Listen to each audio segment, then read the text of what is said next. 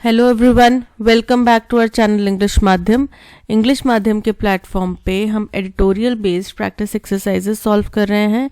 Start करते हैं आज का session with thought of the day, that is there is no point to sit still and complain, either accept it or change it, the choice is yours. यानी कि कई बार हम होता है ना कि यार मैं ये नहीं कर पाया, या ये चीज़ ठीक नहीं है, वो चीज़ ठीक नहीं है, गलत हो गया, वो गलत हो गया, मेरे साथ ही गलत हो गया।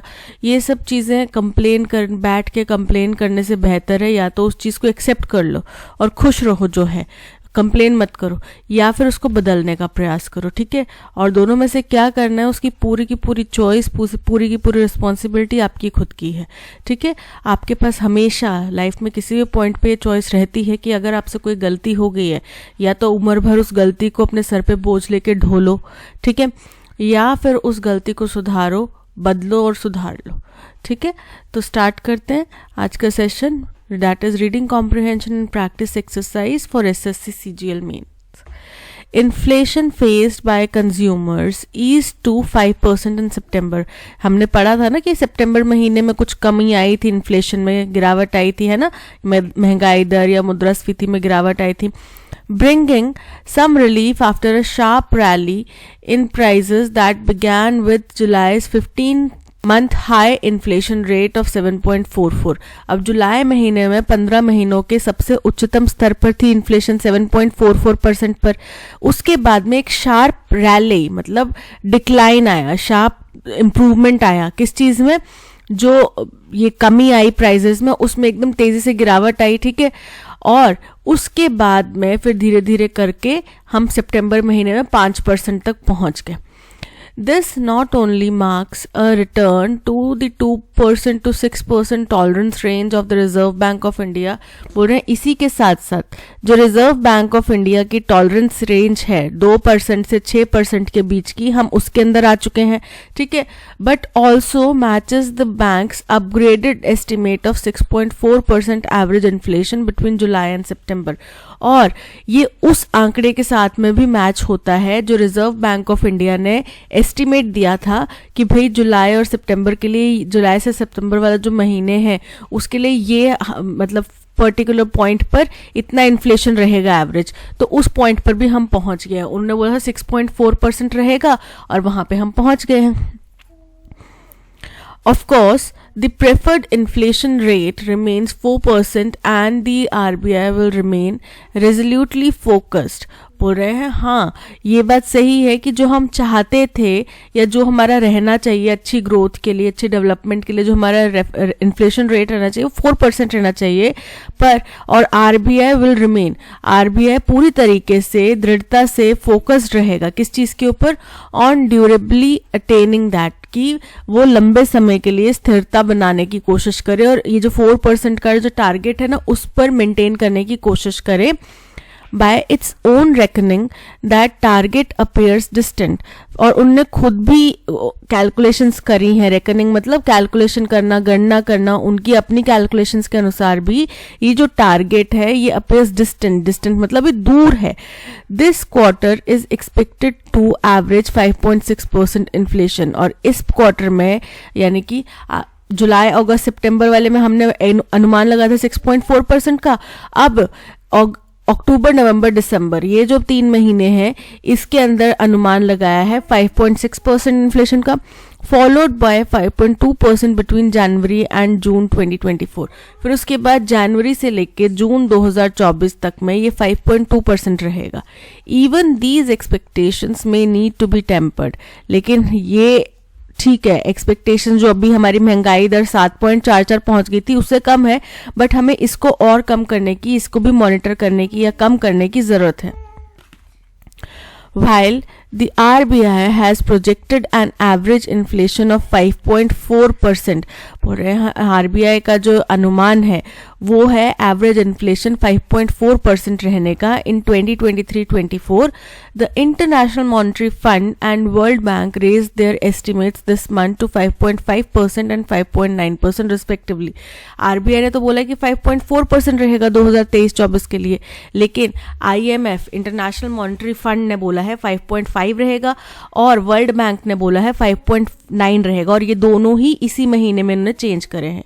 सो सितंबर्स 5% inflation which was partly aided by base effects from 2022 when the inflation pace was 7.4% बोल रहे हैं. इसीलिए जो सितंबर महीने में 5% का इन्फ्लेशन रह गया, जिसको कि पार्टली थोड़ी बहुत सहायता मिली थी, किसकी वजह से, जो इसका बेस स्टार्ट हुआ था 2022 से, जो बेस स्टार्ट हुआ था, बेस इफेक्ट मतलब पिछले साल का इसी दौरान में जो करंट टाइम पीरियड है उसके साथ में अगर कंपेयर करें तो उस बेस के अनुसार में इसको बेनिफिट मिला कि उस टाइम पे इन्फ्लेशन था 7.4%, ठीक है, और अभी है 5%, तो उससे तो काफ़ी कम है.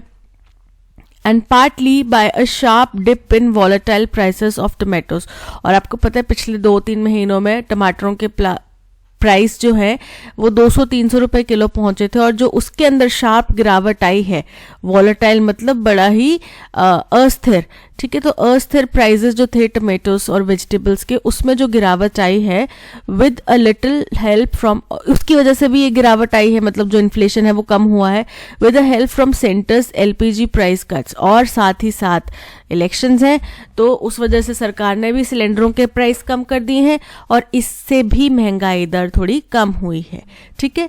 इज अनलाइकली टू सस्टेन और कूल फर्दर, लेकिन अब ये इससे ज़्यादा आगे और कम होने के चांसेस कम दिख रहे हैं, ठीक है, और ज़्यादा कम नहीं होगी महंगाई दर. Although food inflation which had spurred the spike in prices through July and August, बोल रहे हैं हालांकि फूड इन्फ्लेशन जिसने जुलाई और अगस्त के दौरान में जो प्राइसेस रहे हाई उनको प्रेरित करा, हैज़ ईज टू 6.6% इन सितंबर, ये 6.6% कम हो चुके हैं सितंबर में. This was disproportionately influenced by crashing vegetable prices, even as the inflation pace accelerated for pulses. बोल रहे हैं ये बड़ा ही disproportionately मतलब बहुत ही excessively क्या था, प्रेरित था बाय क्रैशिंग वेजिटेबल प्राइजेस. क्यों प्रेरित था, किससे प्रेरित था, कि जो प्राइजेस सब्जियों के दाम जो कम हो रहे थे उससे प्रेरित था. Even as the inflation pace accelerated for, क्योंकि उसी दौरान में जब सब्जियों के प्राइजेस कम हो रहे थे तब पल्सेस के, दालों वगैरह के, फ्रूट्स के, अंडों के, चीनी के, इन सब के प्राइजेस बढ़ रहे थे, बट उसके ऊपर उससे ज़्यादा फर्क नहीं पड़ा, केवल सब्जियों के प्राइस कम होने से इसमें कमी आ गई, ठीक है. Cereals and spices inflation remained sticky at 11% and 23.1% respectively. अब वहीं साथ ही साथ सीरियल्स जो हैं उसमें इन्फ्लेशन 11% पे बना हुआ है, और स्पाइसेस जो हैं उसमें इन्फ्लेशन 23.1% पे बना हुआ है. Rural inflation remained higher than that faced by urban consumers. बोल रहे हैं रूरल इलाकों में इन्फ्लेशन ज़्यादा है अर्बन यानी कि शहरी इलाकों के मुकाबले. And with the erratic monsoon hurting kharif season sowing in crops like pulses and uncertainties. बोल रहे हैं और जो इराटिक यानी कि अनियमित जो बारिश हुई, मानसून आया, जिसकी वजह से खारिफ क्रॉप की बीजने की जो टाइम था, बुआई थी, उसमें फर्क पड़ा, वो प्रभावित हुई. किसके लिए, ऐसी फसलों के लिए जो इस टाइम पे बोई जाती है, कौन सी हैं, पल्सेस वगैरह, ठीक है, दालें वगैरह.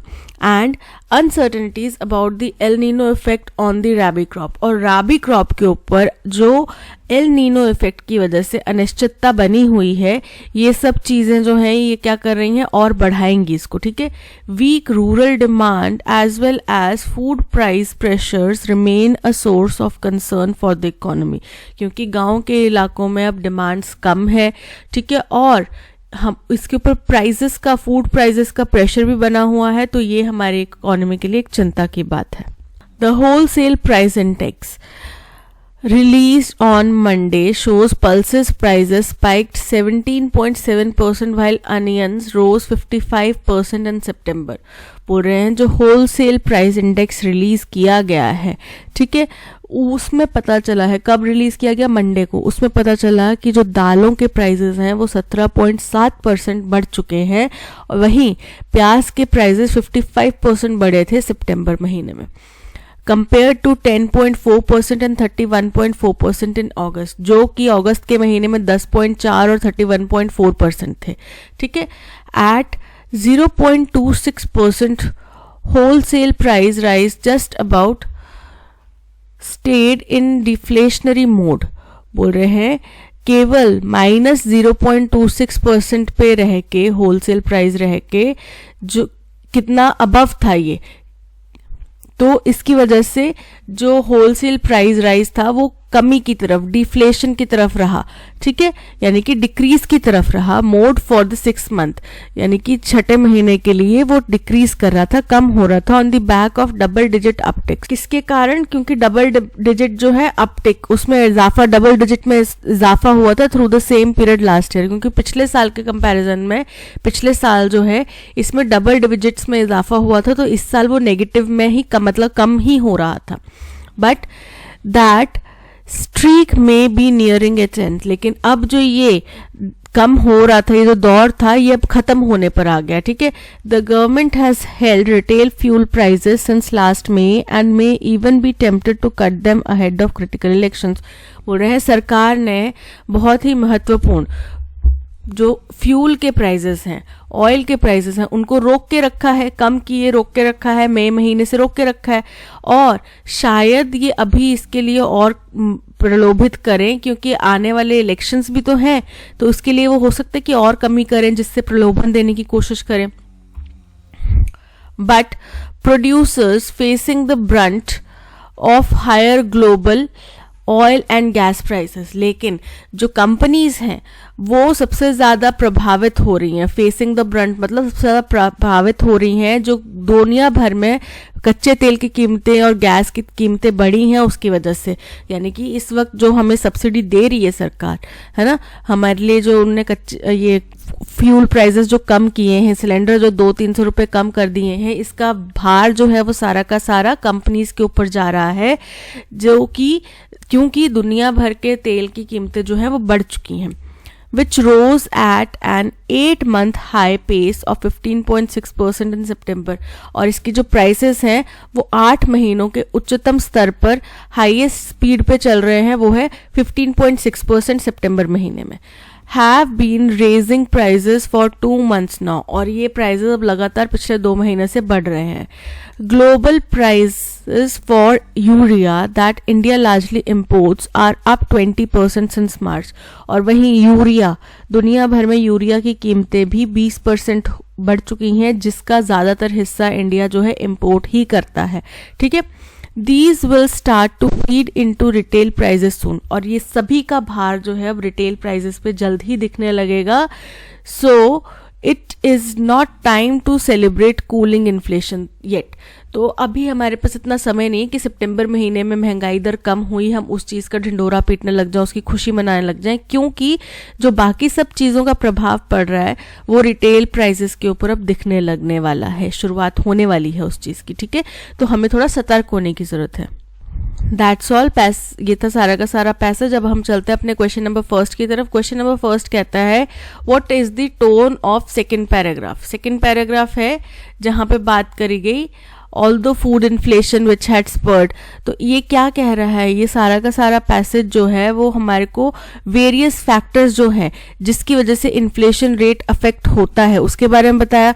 खास तौर पे इन्होंने फोकस करा जो प्राइस राइज हुआ खास तौर पे गुड्स पे, वेजिटेबल्स पे, पल्सेस वगैरह पे, उसके बारे में, ठीक है। और उसकी वजह से ग्लोबल प्राइजेस कैसे इम्पैक्ट कर रहे हैं, क्लाइमेट चेंजेस कैसे, उस क्लाइमेट चेंजेस खैर इसमें नहीं है, पर किस तरीके से ये सब चीज़ें जो है वो इफेक्ट करती हैं, ठीक है। तो हमारा पैसेज कैसा है, ये ऑप्टिमिस्टिक, पॉजिटिव नहीं है, इंफॉर्मेटिव भी नहीं है, कंसर्न्ड है, चिंतित है कि हमें खुश होने की ज़रूरत नहीं है, हमें ज़्यादा चिंता करने की ज़रूरत नहीं है। ये चीज़ें हाईलाइट करी, कूलिंग इफेक्ट के ऊपर हमें ज़्यादा प्रभावित होने की ज़रूरत नहीं है, हमें आगे के लिए प्लानिंग करने की ज़रूरत है। So option C, concerned, is correct.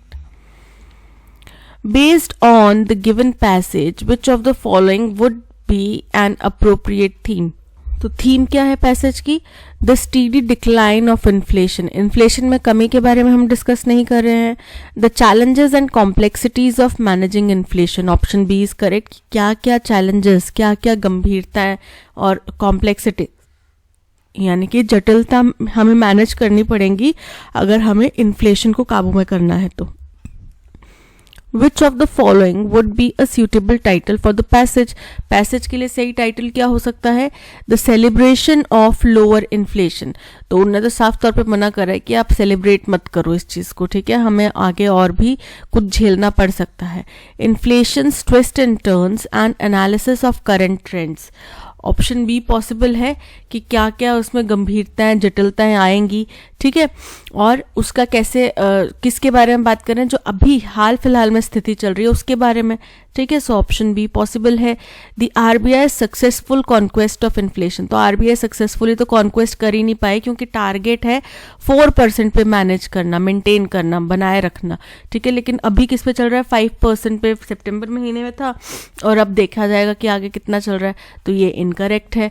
Global financial predictions for 2024, तो हमने पूरे दुनिया भर के फाइनेंशियल प्रेडिक्शंस तो नहीं देखे, हमने केवल इंडिया के प्रेडिक्शंस 3 अलग अलग ऑर्गेनाइजेशंस द्वारा, आरबीआई, ठीक है, आईएमएफ द्वारा और वर्ल्ड बैंक द्वारा, इनके द्वारा हमने देखे हैं, ठीक है, 3 ऑर्गेनाइजेशंस द्वारा हमने देखे हैं, ठीक है।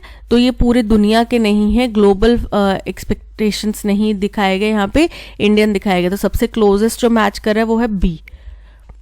Which of the following can be inferred regarding the future trajectory of inflation in India based on the passage? बोल रहे हैं इंडिया की फ्यूचर ट्रेजेक्ट्री इन्फ्लेशन के लिए क्या बताई गई है? तो यही बताई गई कि अभी सितंबर में 5 था, आगे आने वाले महीने में मतलब जो क्वार्टर है उसमें थोड़ा सा बढ़ेगा और उसके आगे आने वाले में और थोड़ा सा बढ़ेगा, ऐसे ही कुछ बताया था। देखते हैं। The inflation is expected to significantly decline thanks to government strict fiscal policies and effective management of the economy.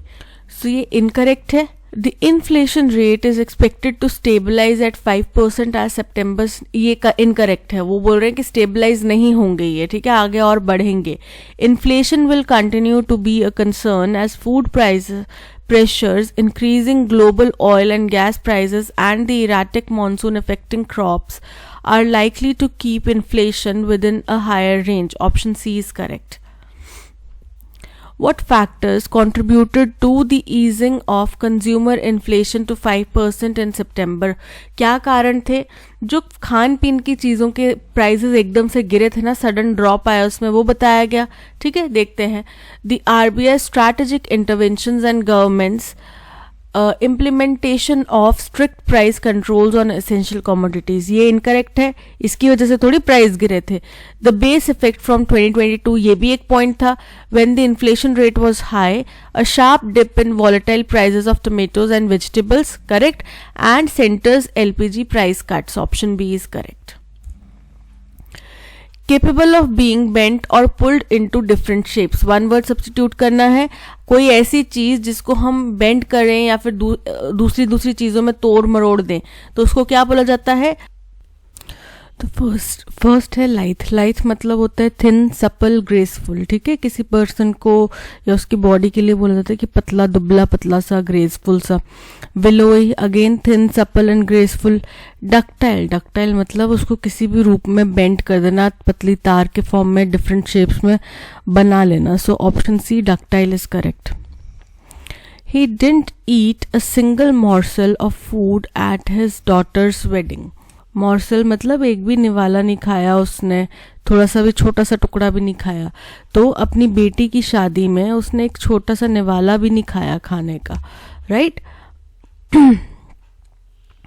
तो आगे चलते देखते हैं इसको क्या बोल रहे हैं।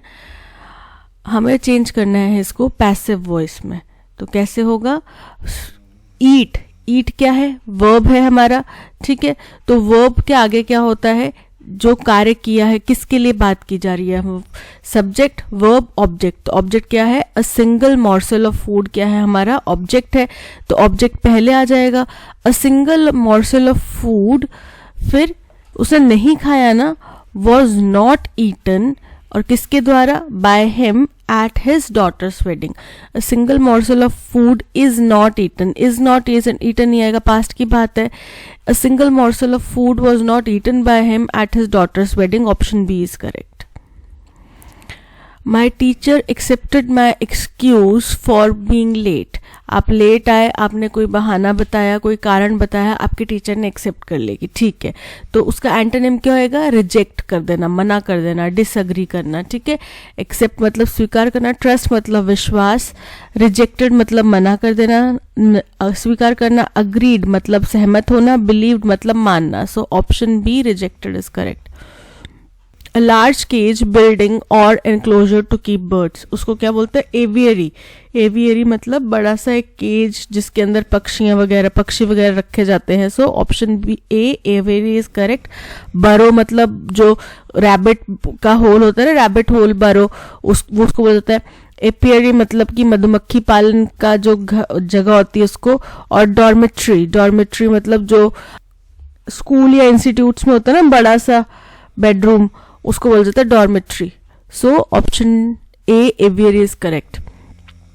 Disability was viewed as God's retribution for wickedness in the past. बोल रहे हैं कि ये माना जाता है कि डिसेबिलिटी यानी किसी भी तरीके का जो लोग स्पेशली एबल्ड जो व्यक्ति होते हैं वो, उसको माना जाता था, वॉज व्यूड माना जाता था कि गॉड ने क्या किया है?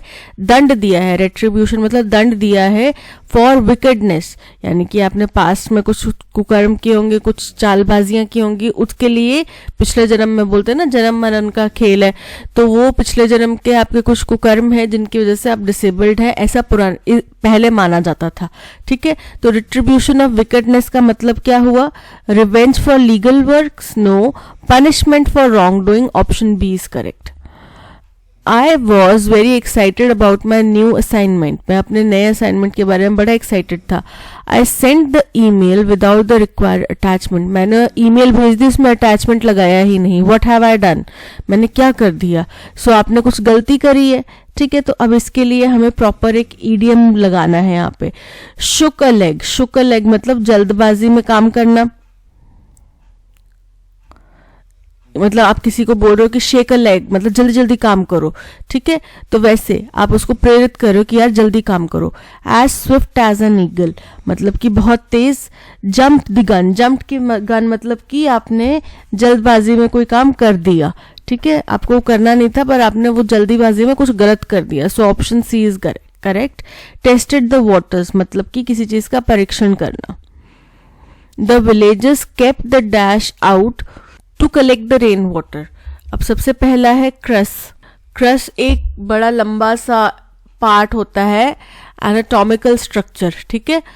One which occurs in the body as a pair, ठीक है. हमारे शरीर के अंदर कुछ पार्ट्स होते हैं, कुछ एलोंगेटेड एनाटॉमिकल स्ट्रक्चर है, उसके वो क्रस बोला जाता है.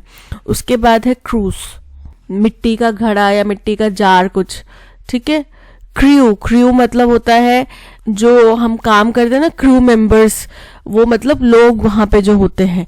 और क्रूज जो होता है शिप एक होता है, जहाज, ठीक है. तो यहाँ पे ऑप्शन बी मिट्टी का घड़ा ही बाहर रखते होंगे ना जिसमें पानी कलेक्ट हो जाता होगा बरसात का. So option B cruise is correct. The workers had eaten all the pastries before the day broke, यानी कि दिन की शुरुआत होने से पहले ही वर्कर्स ने सारी पेस्ट्रीज खा ली थी, राइट.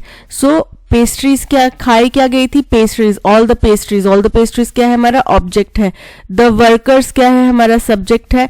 हैड ईटन क्या है? हमारा वर्ब है, ठीक है. तो वो ऑब्जेक्ट पहले आ जाएगा. ऑल द पेस्ट्रीज, अब पेस्ट्रीज है, प्लूरल है. All the pastries had been eaten by the workers before the day broke. Option B is correct. Both Ratan and Moti were idlers and did not work. दो व्यक्तियों के बारे में बात की जा रही है, रतन और मोती नाम के. वो वेले थे, ठीक है, वो कोई काम नहीं करते थे. Their wifes had introduced order and industry in the house. उनकी वाइफ ने ऑर्डर और इंडस्ट्री इंट्रोड्यूस किया था घर में, यानी कि वो कमा रहे थे. Ratan and Moti's wives would work hard and would earn the bread for their family. Ratan और मोती की वाइफ्स जो है वो काम करती थी और वही घर का खर्च चलाती थी. दिस मेड देम लेजियर, इसकी वजह से वो और ज्यादा निकम्मे हो गए। तो सबसे पहला तो इंट्रोडक्शन रहेगा कि हम किसी दो व्यक्तियों के बारे में बात कर रहे हैं, रतन और मोती के बारे में, ठीक है। तो ऑप्शन ए हमारा फर्स्ट स्टेटमेंट होगा। कहाँ पर आ रहा है? बी में आ रहा है और डी में आ रहा है। ए और सी जो है हटा दो, ये कैंसिल कर दो। उसके बाद में बोले कि उनकी वाइफ्स के बारे में बता रहे हैं कि उनकी वाइफ्स जो है वो कमाती थी, काम करती थी और जिसकी वजह से घर का भरण पोषण चलता था। तो ये हो गया सेकंड पॉइंट, ठीक है। इसकी वजह से वो क्या हो गया कि वो लोग, उनकी वाइफ्स ने ही घर में जो ऑर्डर है वो सब मेंटेन किया हुआ था और इसकी वजह से वो लोग और ज्यादा लेजी हो गए। तो ये थर्ड पॉइंट और ये हो गया fourth point. So A C B option D is correct. The investment scheme had been a scam all along. Scam मतलब धोखा, गलती, ठीक है, कुछ गलत चीज।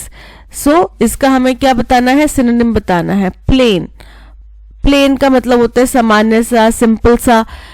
स्विंडल, स्विंडल मतलब ठगी करना। फेलियर मतलब असफलता और सक्सेसफुल मतलब कामयाब। So option B swindle is correct.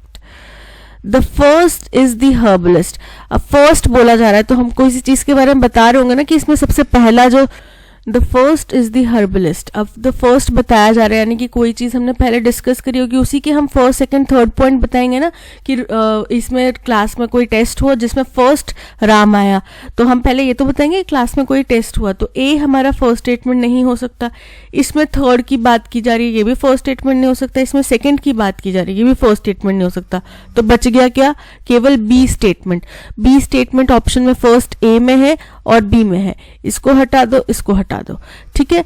The first is herbalist. जो सबसे पहला है वो एक हर्बलिस्ट है। Who generally enjoys the Prestige and reputation of being the real traditional medical professional. जिसके पास में ये ओहदा है, ये रेपुटेशन है उसकी समाज में कि वही एक रियल ट्रेडिशनल मेडिकल प्रोफेशनल है, यानी कि हमारा जो ट्रेडिशन है उसमें असल जो मेडिकल की जानकारी है वो इन हर्बलिस्ट को ही होती है। Over the years I have come to distinguish 3 types of medical practitioners in African societies and to classify the extent to which each uses medicinal plants। बोल रहे हैं कई सालों के अपने प्रैक्टिस से, कई सालों के अपने अनुभव से मैंने 3 तरीके के मेडिकल प्रैक्टिशनर्स अफ्रीकन सोसाइटी में देखे हैं। और क्या क्या है? To classify the extent to which, और इनको हम इस तरीके से क्लासिफाई कर सकते हैं कि वो किस तरीके से प्लांट्स का अपनी मेडिसिनल यूज में इस्तेमाल करते हैं, ठीक है। प्लांट्स को कैसे यूज करते हैं मेडिसिन बनाने के लिए, उससे उन तीनों को क्लासिफाई किया जाता है। जिसमें फर्स्ट कौन है? हर्बलिस्ट। तो बी के बाद में ए पॉइंट आएगा, बी के बाद में ए आ रहा है ऑप्शन बी में। So option B is correct. पहले डायरेक्ट सेकंड तो नहीं आएगा ना, so option A is incorrect, option B is correct. तो सबसे पहला उसमें हर्बलिस्ट है। सेकंड उसमें है group represents the divine healers, यानी कि जो आध्यात्मिक हीलर्स होते हैं वो इसमें शामिल है। थर्ड उसमें शामिल है विच डॉक्टर्स, जिसमें जिनको बोला जाता है जादू टोना करने वाले, या फिर टोने भी करते हैं ना कि हाँ ये मंत्र तंत्र भी इस्तेमाल करते हैं। The practitioner who is credited with the ability to intercept the evil deeds of a witch. वो प्रैक्टिशनर जो किसी विच की गलत इरादों को, गलत कार्यों को भी नलिफाई कर देते हैं, ठीक है। सो ये था पैसेज। आगे चलते हैं। Identify the sentence with correct spellings. Rahul was ashamed of behaving so badly. Rahul किसी तरीके से बिहेव कर रहा था, तो बिहेव की स्पेलिंग ये नहीं होती है, तो बिहेविंग कुछ बन रहा है, इनकरेक्ट है। Rahul was ashamed of behaving, ये भी इनकरेक्ट है।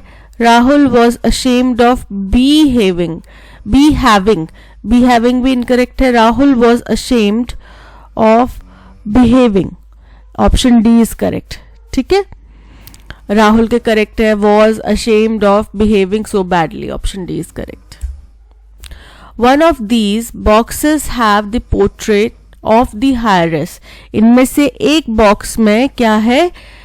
पोर्ट्रेट है हायरस की। तो जब हम वन ऑफ दीज, तो क्या बोलेंगे? One of these boxes has, ठीक है, ना कि हैव, क्योंकि इनमें से एक में है ना, तो हम बॉक्सेस के कंटेक्स्ट में नहीं, वन के कंटेक्स्ट में हम यहाँ पे बात कर रहे हैं। तो इनमें से एक बक्से में उसकी पोर्ट्रेट है, किसी जो हेयरस है उसकी पोर्ट्रेट है। तो बॉक्सेस हैव की बजाय बॉक्सेस हैज आएगा, option A is correct. The hunter drew his bow but only manage to serve sever the paw of the wolf before the wolf ran off. बोल रहे हैं हंटर ने अपनी बॉ खींच के मारी, लेकिन उससे केवल जो वुल्फ है उसका पैर कटा, जिससे के बाद वो, और उससे पहले ही उसको कुछ होता, उससे पहले ही वो भाग गया. ठीक है. सो इसका सिनोनिम बताना है टू सेवर का. जॉइन मतलब जोड़ना, मिक्स मतलब किसी चीज को मिला देना, रैमिफाई मतलब किसी चीज के टुकड़े बनाना. तो यहाँ पे उसको पैर को अलग किया है ना, वुल्फ के 2 टुकड़े कर दिए, उसका एक पैर का टुकड़ा अलग हो गया पंजे का. सो ऑप्शन सी इज अलग इज करेक्ट. बाइंड मतलब जोड़ना. So option C ramify is correct. The old port was abandoned a long ago. ये जो पुराना पोर्ट है इसको खाली कर दिया गया था बड़े समय पहले. अबैंडन्ड का एंटोनिम बताना है. ठीक है. अबैंडन्ड मतलब खाली कर देना, छोड़ देना. क्वाइट, क्वाइट मतलब क्विट, क्विट मतलब छोड़ना. शॉर्टन, शॉर्टन मतलब कि किसी चीज को छोटा करना. केप्ट मतलब रखना. और रैश्ड मतलब कि बड़ी जल्दबाजी करना. सो यहाँ पे किसी चीज को छोड़ने के विपरीत क्या होगा, रखना उस चीज को. So option C kept is correct. The world is going through a deep recession. दुनिया जो है recession से गुजर रही है. At such a time, one thing we need in abundance is jobs for the semi-skilled and unskilled. तो ऐसे समय में हमें जो भरपूर मात्रा में चाहिए वो क्या है, semi-skilled और unskilled लोगों के लिए jobs. ये हमें इसकी बहुत ज्यादा जरूरत है. This is the only way in which equal dash of wealth can take place. Equal क्या होगा, distribution की बात करेंगे. तो यही एक तरीका है जिससे हम वेल्थ को इक्वली डिस्ट्रीब्यूट कर पाए लोगों में. The health care industry is ideally poised to occupy this position. जो हेल्थ केयर इंडस्ट्री है वो आइडली इस पोजीशन को हासिल कर सकती है. The IT industry hires people from the upper middle strata and rich families. जो IT इंडस्ट्रीज है वो तो अपर मिडिल क्लास का जो एक झुंड है, जो कोर है, एक अपर मिडिल क्लास का जो रीजन है उसमें से लोगों को हायर करती है या फिर रिच फैमिलीज में से हायर करती है. Usually engineers dash the health care industry. तो यूजुअली जिसमें इंजीनियर्स होते हैं, बट यहाँ पे दोनों चीजों का कंपैरिजन हो रहा होगा शायद. तो but the health care industry hires nurses. इसमें नर्सेस होती हैं to the tune of 80% of the jobs created. और कितना परसेंट, 80% जॉब्स क्रिएट की जाती हैं from the lower economic strata, यानी कि निचले तबके के जो लोग हैं वहां से 80% जॉब जनरेशन होती है हेल्थ केयर इंडस्ट्री में. Global health care is a 4.5 trillion rupee industry. यानी कि दुनिया भर में हेल्थ केयर की जो इंडस्ट्री है उसमें 4.5 ट्रिलियन रुपीज जो है जनरेट होते हैं. Second only to the agro industry, जो कि एग्रो इंडस्ट्री के बाद में दूसरे नंबर की इंडस्ट्री है. Even then health care dash only 8% of world population. फिर भी हेल्थ केयर जो है केवल 8%, दुनिया की पॉपुलेशन के 8% लोगों को शायद जॉब देती है या केयर करती है, उसके लोग देखभाल करती है, शायद ऐसा कुछ होगा. Policy makers should look at the healthcare industry as not only an industry which addresses pain but also as one which can dash the economy. तो बोल रहे हैं कि पॉलिसी मेकर्स को हेल्थ केयर इंडस्ट्री को केवल ऐसे ही नहीं देखना चाहिए कि ये एक ऐसी इंडस्ट्री है जो केवल लोगों के दुख दर्द को ही दूर कर सकती है, बल्कि इसे ये इस तरीके से भी देखना चाहिए कि ये हमारी इकोनॉमी को शायद सहायता दे सकती है, सहारा बन सकती है इकोनॉमी का. ऐसा शायद बोल रहे होंगे क्योंकि पॉजिटिव कुछ पॉइंट है. जहां पे पेन एड्रेस करने की बात की जा रही है तो साथ ही साथ इकोनॉमी को रिवाइव करने की बात हो सकती है. The last century was driven by machines that addressed human toil. जो पिछला एक सेंचुरी था, पूरे 100 सालों का जो दौर था, इसमें हमने मशीन की डेवलपमेंट देखी, मशीन्स की, जिसने कि इंसानी जो कार्य है जिसमें इंसान की ताकत का इस्तेमाल होता है उसको कम कर दिया. And it is strongly believe that this century will be driven by health care.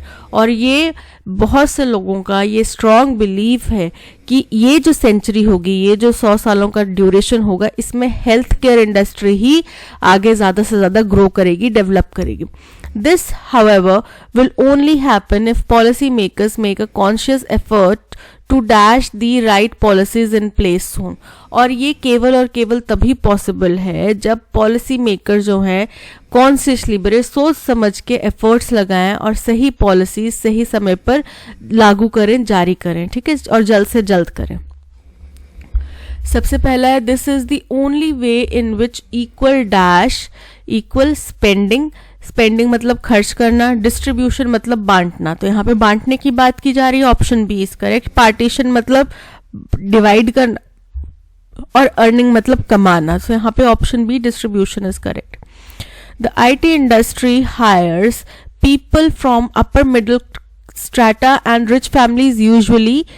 फिर dash dash the health care industry hires nurses, whereas सबसे क्लोजेस्ट पॉसिबल है कि इसी के विपरीत, दोनों चीजों में कंपैरिजन करें तो whereas option A is correct. Unless मतलब होता है अगर नहीं, तो अनलाइक मतलब होता है कि तुलना में, और डिस्पाइट मतलब होता है इसके बावजूद, तो यहाँ पे whereas is correct. Even then health care dash, health care इसके बावजूद क्या करता है, क्योर करता है, विजिट करता है, रीच करता है या कॉल करता है। तो रीच इज ओनली 8%, मतलब वो उसे केवल 8% पॉपुलेशन तक ही पहुंच पा रहा है दुनिया की। So option C is correct.